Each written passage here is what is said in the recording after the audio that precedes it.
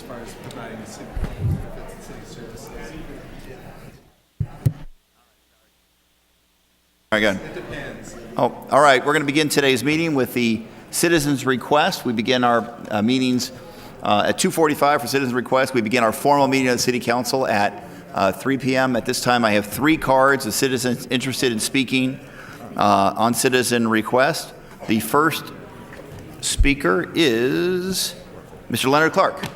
Good to see you. Up to 3 minutes. Thank you, Mayor and council members. My name is Leonard Clark, and I live in the city of Phoenix, was born in the city of Phoenix, and you know what? I think it's a great place to be. But the reason I'm here is I am concerned as a citizen. There is a balance that we have with our law enforcement. Our law enforcement protects us from the bad guys that try to break in our houses, rob our banks, and etc. But when the public starts to lose faith in our law enforcement because we have an outdated system of investigating alleged wrongdoing by officers, such as police shootings and these types of things, then it hurts us all. I actually want a strong system of justice. I know we need a constabulary. I'm not on the left or right. I'm a moderate, and the fact that I'm even up here, because I can do this because I'm not a politician. If I was a politician, I'd never be up here because, well, actually I would. That's why I'd never get elected. But a politician would never say what I'm saying because they would be construed as anti-law enforcement. What I'm getting at is this. There is an officer who is requesting to get back on the Phoenix police force after, I believe in my opinion, but it is still alleged, wrongfully bashing in, knocking out the front teeth of an 18-year-old man after the young man, at least the video shows it, going down on the floor, stomping his teeth in. And to the credit of the Phoenix law enforcement and the city management here, they've said, no, we don't. The investigator said that was a wrongful act. You're making all of our other officers look bad because we're out there trying to save lives, and here you are bashing in teeth of young men. But I'm concerned now, Mayor and Council, because this officer is able to get an independent person saying, oh no, it was right for you to bash in the teeth of this young man who was running from you because he had marijuana in his pocket. And I just hope that our people that look at it, because it's still confidential, it's an employment, I guess, matter. We, the public, don't really get to see it. I'm concerned that they might rule and let this officer back on the force. And I don't want it so people are afraid to call the police. I want to protect our law enforcement, our citizens. I'm just like you, I'm sure. But we are dealing with an outdated system, and I would also call the U.S. that be the first city in the country, being that we're the 6th largest, ask for a new law from the legislature appointing independent investigators in cases of alleged wrongdoing by some officers, a few bad apples that we all have in every organization, instead of always going to the county attorney over here, whether it's Bill Montgomery or Andy Thomas.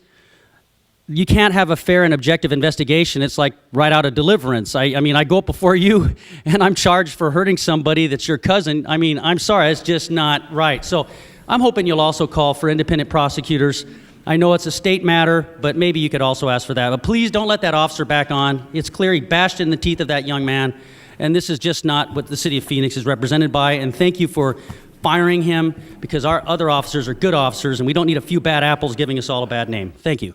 Thank you very much, Leonard Clark, although I can't substantively respond to his statements. Deliverance? I mean, come on. Jeez. Diane Barker, you are next, up to 3 minutes. She's not. She said she had to leave. Okay. I'll put her card at the bottom and she's able to come back later. Mr. Pat Vint, you are up next, up to 3 minutes, followed by Mr. John Rusnick.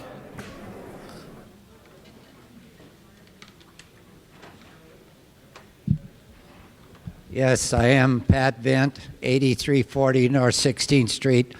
I've been here every week now, or every council meeting for the last 30 years, starting with Paul Johnson and Frank Fairbanks that destroyed the city of Phoenix. But anyway, I've asked many times to get someone from the law department, from neighborhood services, development services, and the streets department to do something in our neighborhood. So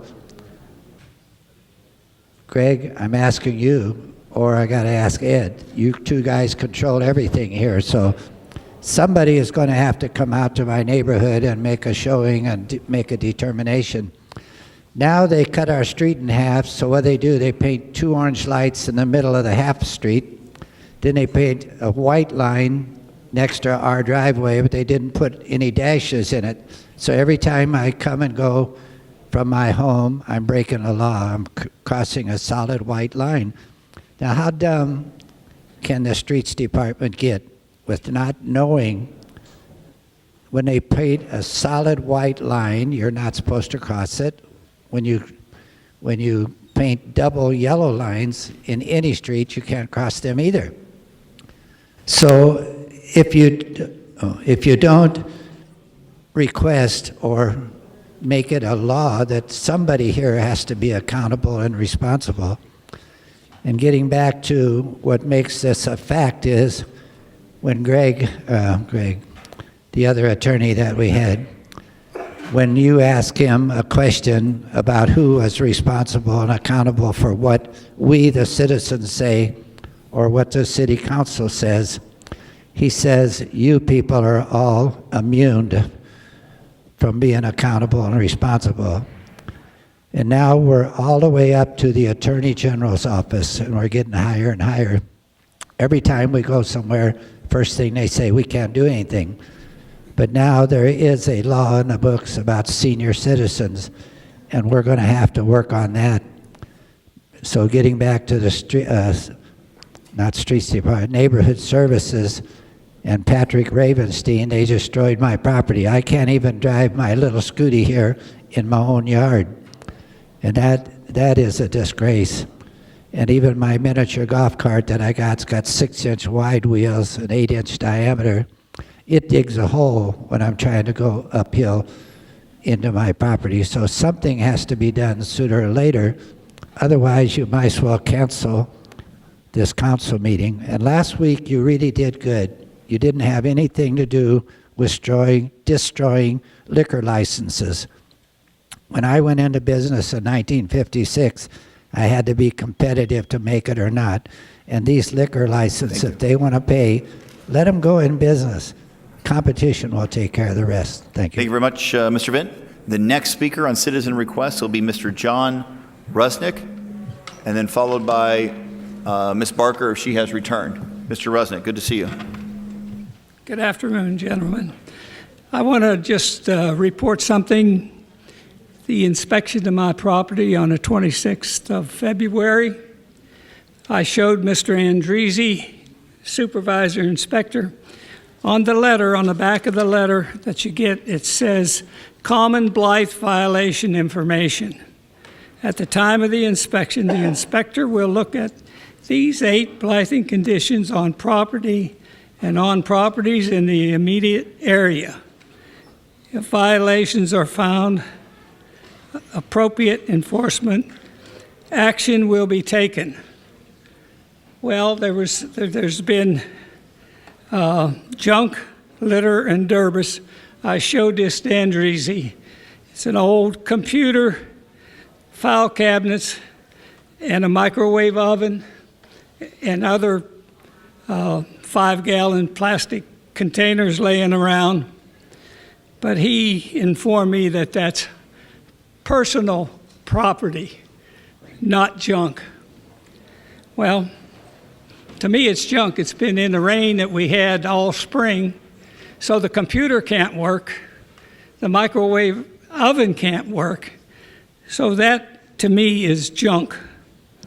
And also it says non-dust-proof parking. All parking and maneuvering areas must be dust-proofed according to city specifications. Well, that area where the county and the state says anything over 3,000 square feet in the backyard used for maneuvering and parking has to be dust-proof. That piece of property behind that house is over 6,000 square feet, and nobody don't give a damn. Thank you very much. Thank you very much, Mr. Rusnick. Ms. Barker, up to 3 minutes. Good to see you. Thank you, Mayor Stanton and Council. Diane Barker, District 7. And hello, Nowakowski, Councilman. Nice to see you. Some of us were over at MAG, Maricopa Association of Government. They're the regional entity that plans many different types of services, but one big chunk is transportation. And the citizens ask that any program that the municipality has in the MAG system fits in with the neighboring cities so that the citizens and the mayor, Lavalde, who's there, specifically said that he is a public servant, and he said it with a smile. He knows who he serves, that the citizens will be able to move throughout the valley with ease, less congestion, less pollution. And so we thank him, and also Dennis Smith, the director, said he knows who he serves. It's the elected officials. So we all have a pecking order, and the people, the citizens, are at the top of the organization chart. I do want to thank the information. For years, the government's told me, Diane, you can get information. I've been able to get some good immediate information. All those people that have helped me at the City of Phoenix do that. I want to give you a kudo for that. And let's go forward with best practices. Thank you. Thank you very much, Ms. Barker. I have no other cards for citizen requests. Is any member of the public here to provide testimony to this City Council during the citizen request portion of today's meeting? If not, then we will stop this portion of the meeting. We'll begin at 3 p.m. with the formal meeting of the Phoenix City Council.